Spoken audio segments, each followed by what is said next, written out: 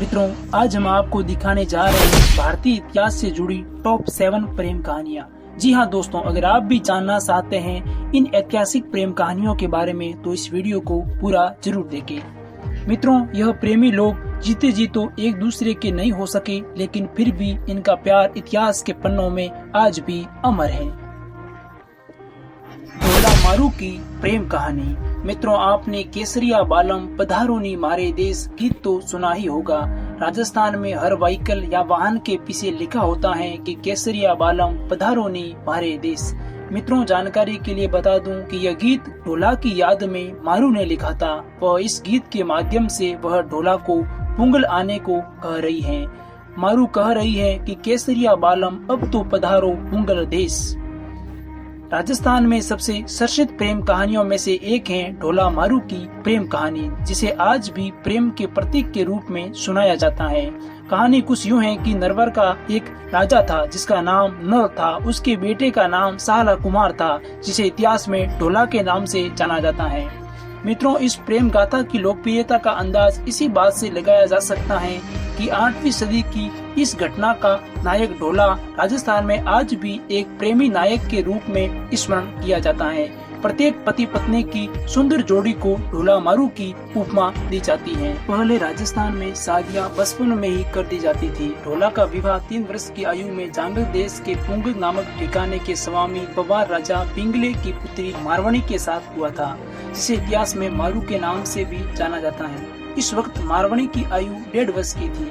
मित्रों, होता यह था कि बचपन में शादी तो कर ली जाती थी, लेकिन वयस्क होने पर ही वो पति के साथ ससुराल आती थी।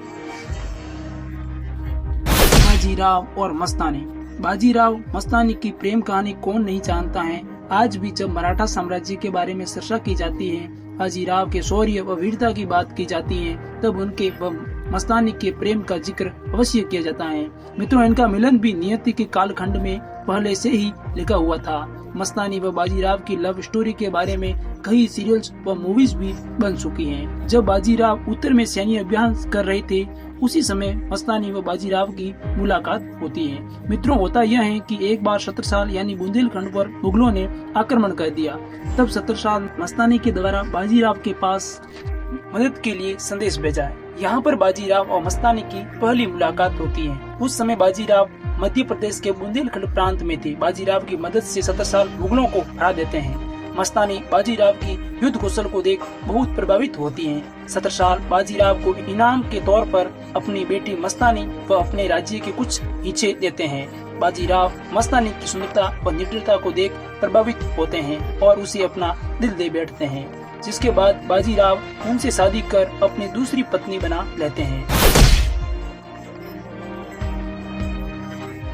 पृथ्वीराज चौहान और सहयोगिता की प्रेम कहानी।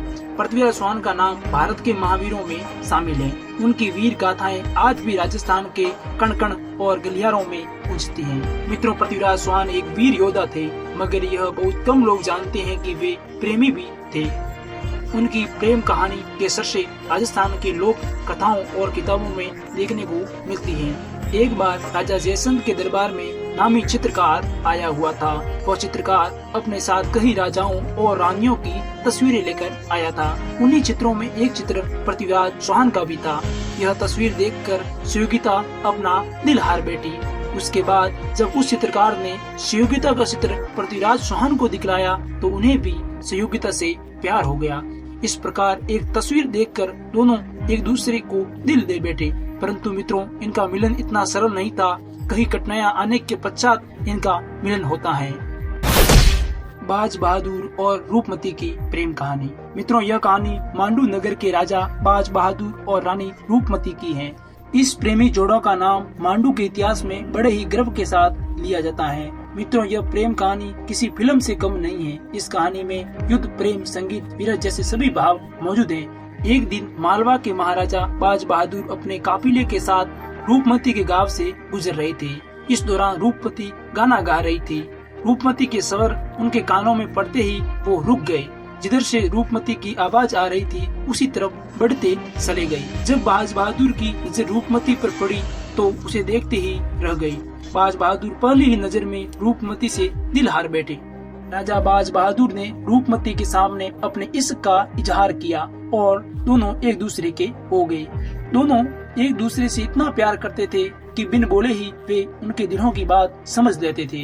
मित्रों, अक्सर कहा जाता है कि अच्छे और सच्चे प्यार को हमेशा किसी न किसी की नजर लग जाती है और इस कहानी में भी बादशाह अकबर की इन प्रेमी जोड़ों को नजर लग जाती है। मूमल और महेंद्र की प्रेम कहानी। मूमल और महेंद्रा की प्रेम कहानी भी बहुत खूबसूरत है। मूमल जैसलमेर की प्राचीन राजधानी लोथरवा की रहने वाली थी, वही महेंद्रा अमरकोट के रहने वाले थे। धरातल की दूरी इन दोनों के प्यार के आगे फीकी पड़ जाती थी। महेंद्रा मूमल से मिलने के लिए ऊंट पर बैठकर 100 कोस की यात्रा करते थे। बदले में मूमल भी मेढ़ी पर बैठकर अपने प्रेमी का इंतजार करती थी। जिस मेढ़ी पर बैठकर मूमल महेंद्रा का इंतजार करती थी वो लोथरवा में आज भी मौजूद है। बताया जाता है कि मूमल किसी अप्सरा जैसी दिखती थी। उनकी सुंदरता का ये आलम ईरान, इराक से लेकर सिंध तक उनकी खूबसूरती की बातें की जाती थी। एक बार राजा महेंद्रा लोथरवा पहुँचे, लेकिन उनसे मन में शरारत सूझी।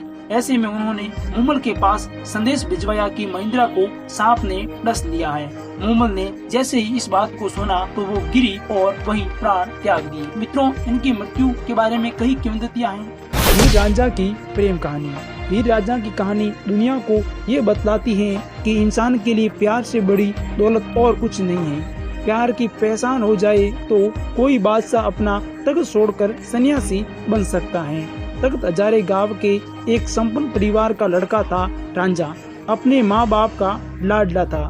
वही सियाल कबीले की हीर की सुंदरता के सर से हर तरफ थे। रांझा वैसे तो 4 भाइयों में सबसे छोटा होने के कारण पिता का दुलारा था, लेकिन अपने भाइयों और भाभियों के भेदभाव के कारण घर छोड़ आया था। उसकी किस्मत उसे भटकाते हुए सियाल ले आई। यहीं उसने हीर को पहली बार देखा और उसे दिल दे बैठा। वो हीर के पिता के यहाँ भैंसों की देखभाल और उसे सराहने का काम करने लगा। हीर भी उसकी मोहब्बत में पड़ चुकी थी। दोनों के प्रेम को 12 साल बीत गए। इस प्रेम कहानी के साथ वियोग तब जुड़ जाता है जब हीर की शादी सैदा खेड़ा के साथ कर दी गई। रांझा इस वियोग को सह ना सका।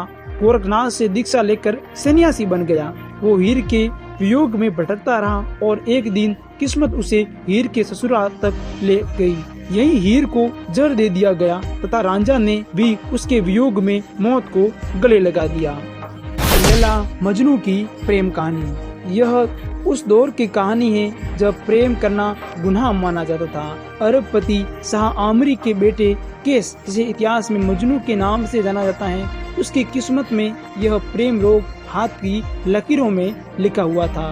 उसे देखते ही ज्योतिषियों ने भविष्यवाणी की थी कि केस प्रेम दीवाना होकर दर दर भटकता फिरेगा। ज्योतिषियों की भविष्यवाणी को जुटलाने के लिए शाह आमरी ने खूब मन्नतें की कि उनका बेटा इस प्रेम रोग से महरूम रहे, लेकिन कुदरत अपना खेल दिखाती ही है। दमिश्क के मदरसे में जब उसने नाजिद के शाह की बेटी लैला को देखा तो पहली ही नजर में उसका आशिक हो गया। मौलवियों ने उसे समझाया कि वह प्रेम की बातें भूल जाए और पढ़ाई में अपना ध्यान लगाए, लेकिन प्रेम दीवाने ऐसी बातें कहाँ सुनते हैं। केस की मोहब्बत का असर लैला पर भी हुआ और दोनों ही प्रेम सागर में डूब गए। नतीजा ये हुआ कि लैला को घर में कैद कर दिया गया और लैला जुदाई में केस दीवानों की तरह मारा फिरने लगा। उसकी दीवानगी देखकर लोगों ने उसे मजनू नाम दिया। आज भी लोग उसे मजनू के नाम से ही जानते हैं। मजनू मोहब्बत का पर्याय बन गया। लैला मजनू को अलग करने की लाख कोशिश की गई, लेकिन सब बेकार साबित हुई। लैला की तो भगत नामक व्यक्ति से शादी भी कर दी गई थी, लेकिन उसने अपने शौहर को बता दिया कि वह सिर्फ मजनू की है।